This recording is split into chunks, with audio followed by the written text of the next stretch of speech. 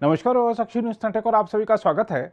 बिहार का मुख्यमंत्री बनने के बाद नीतीश कुमार ने राज्य की जंगल राज की छवि को सुधारा और कानून व्यवस्था को दुरुस्त किया, जिसके चलते उन्हें सुशासन बाबू कहा गया।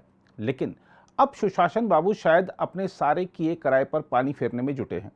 कई घोटालों के आरोपों को झेल रहे लालू प्रसाद यादव की पार्टी राष्ट्रीय जनता दल के साथ गठबंधन करने के बाद अब सुशासन बाबू ने एक आईएएस अधिकारी की हत्या मामले में उम्र कैद की सजा काट रहे पूर्व सांसद और गैंगस्टर आनंद मोहन को रिहा करवा दिया है। माना जा रहा है कि ऐसा उन्होंने वोटों की राजनीति के चलते किया, लेकिन यहाँ सवाल यह खड़ा होता है कि क्या अपराधियों और गैंगस्टरों की जाति के आधार पर ही वोटरों को आकर्षित किया जा सकेगा? क्या आपके पास अपने काम के आधार पर वोटरों को आकर्षित करने का कोई ऐसी उपलब्धि नहीं है जिसको आप बता सकें कि ये हमने काम किया है और आप हमें वोट दीजिए?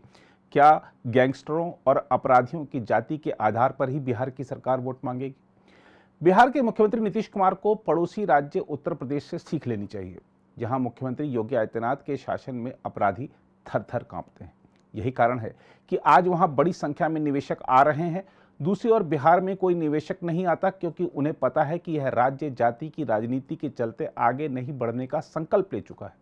बहरहाल, जहां तक गैंगस्टर से नेता बने आनंद मोहन की बात है, तो आपको बता दें कि नीतीश कुमार के रहमो करम के चलते उन्हें गुरुवार सुबह सहरसा जेल से रिहा कर दिया गया। हम आपको बता दें कि आनंद मोहन की रिहाई जेल सजा क्षमादान आदेश के तहत हुई है। हाल ही में बिहार सरकार ने जेल नियमावली में बदलाव किया था, जिससे आनंद मोहन समेत 27 अभियुक्तों की समय पूर्व रिहाई का मार्ग प्रशस्त हुआ था। गोपालगंज के तत्कालीन जिलाधिकारी जी कृष्णैया की हत्या के मामले में आनंद मोहन उम्र कैद की सजा काट रहे थे। 1994 में मुजफ्फरपुर में एक गैंगस्टर की शव यात्रा के दौरान आईएएस अधिकारी कृष्णैया की हत्या कर दी गई थी। आनंद मोहन कृष्णैया हत्याकांड में दोषी पाए जाने के बाद पिछले 15 वर्षों से सलाखों के पीछे थे। अक्टूबर 2007 में एक स्थानीय अदालत ने आनंद मोहन को मौत की सजा सुनाई थी, लेकिन दिसंबर 2008 में पटना उच्च न्यायालय ने मृत्युदंड को उम्र कैद में बदल दिया था। आनंद मोहन ने निचली अदालत के फैसले को उच्च न्यायालय में चुनौती दी थी। हम आपको बता दें कि नीतीश कुमार के नेतृत्व वाली बिहार सरकार ने 10 अप्रैल को बिहार जेल नियमावली 2012 में संशोधन किया था और उस उपबंध को हटा दिया था, जिसमें कहा गया था कि ड्यूटी पर कार्यरत जनसेवक की हत्या के दोषी को उसकी जेल की सजा में माफी या छूट नहीं दी जा सकती। सरकार के इस कदम से राजनीतिक विवाद खड़ा हो गया था। बिहार में विपक्षी दल भारतीय जनता पार्टी ने नीतीश सरकार के इस कदम की आलोचना की। बीजेपी सांसद और पूर्व उप मुख्यमंत्री सुशील कुमार मोदी ने कहा है कि नीतीश कुमार ने राष्ट्रीय जनता दल के समर्थन से सत्ता में बने रहने के लिए कानून की बलि चढ़ा दी है। वहीं दिवंगत आईएएस की पत्नी उमा कृष्णैया ने आनंद मोहन को रिहा करने के बिहार सरकार के फैसले पर निराशा जाहिर की है।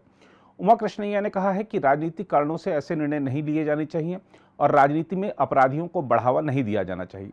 1994 में हुई कृष्णैया के नृशंस हत्या के बारे में बात करते हुए उमा कृष्णैया ने कहा है कि उनके पति को बिना किसी गलती के मार दिया गया था। उन्होंने कहा, बिहार के मुख्यमंत्री का यह बेहद गलत फैसला है। अच्छे लोगों को चुनाव लड़वाना चाहिए, तभी अच्छी सरकार बनेगी। अगर अपराधियों को चुनाव लड़वाया जाएगा तो हर कोई विरोध करेगा। हैदराबाद में रहने वाली उमा कृष्णैया ने संवाददाताओं से कहा, हम लोग दुखी हैं, इतने अच्छे अधिकारी की हत्या कर दी गई, उन्हें मारने का कोई कारण नहीं था। उन्होंने कहा कि दोषियों को आजीवन कारावास की सजा होनी चाहिए।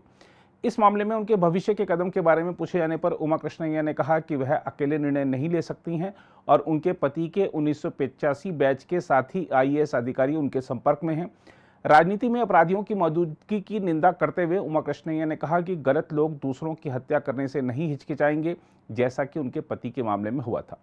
29 साल पहले अपने पति की हत्या के बाद के संघर्ष को याद करते हुए उमा कृष्णैया ने कहा कि वह यही दुआ करती हैं कि किसी अन्य परिवार को ऐसी स्थिति का सामना नहीं करना पड़े।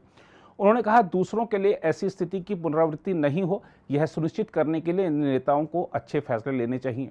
उन्हें अपने स्वार्थ से ऊपर उठना चाहिए। उमा कृष्णैया ने कहा कि जाति की राजनीति खत्म होनी चाहिए और जातियों के वोट सरकार के फैसले लेने का पैमाना नहीं होने चाहिए। उन्होंने कहा कि चूंकि कृष्णैया अखिल भारतीय सेवा के अधिकारी थे, ऐसे में राष्ट्रपति और प्रधानमंत्री को इस मामले में हस्तक्षेप करना चाहिए और यह सुनिश्चित करना चाहिए कि बिहार सरकार का फैसला वापस लिया जाए। उमा कृष्णैया ने कहा कि उनके पति एक बैठक में हिस्सा लेने के बाद लौट रहे थे, तभी उन पर हमला किया गया, क्योंकि वह एक लोक सेवक थे। उन्होंने कहा कि पति की मौत के बाद उन पर अपनी 2 बेटियों की परवरिश की जिम्मेदारी थी, जो उस वक्त 5 और 6 साल की थी। उमा कृष्ण ने बताया कि बच्चियों को अच्छी परवरिश देने के लिए उन्होंने नौकरी भी की। अगर आप भी लेना चाहते हैं देश दुनिया की तमाम जानकारी तो आज ही सब्सक्राइब करें हमारे चैनल को। साथ ही नीचे दिए बेल आइकन को जरूर दबाएं ताकि हर अपडेट आप तक पहुंच सके।